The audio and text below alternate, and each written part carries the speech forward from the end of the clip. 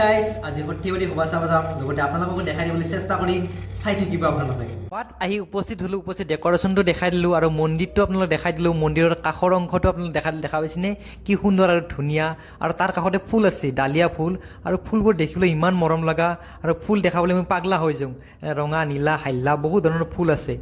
ফুল চাহ হল হয় আমি মেটেল দোকানত গেলোঁ মেটেল মানে বাচন বৰ্তন আৰু সৰ্থেবাৰী মানে হৈছে বাচন বৰ্তন দোকানত গেলোঁ মনটো কিবা সৰু সৰু বস্তু দিয়া কৰি ল'লা আৰু তাত ঘণ্টা এটা খালোঁ ঘণ্টাটো আপোনালোক বজাই দিলোঁ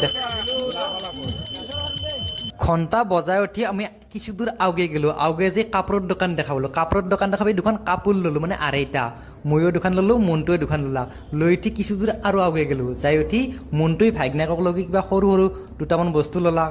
নয়নো ল'লাক ময়ো ল'লোঁ লৈ উঠি কিছু দূৰ আৰু আগুৱাই গ'লে যাই উঠি আমি মিঠাই ল'লোঁ মিঠাই মানে জিলাপি ল'লোঁ এইটো আমি নিব্লগ চোৱাৰ বাবে ধন্যবাদ।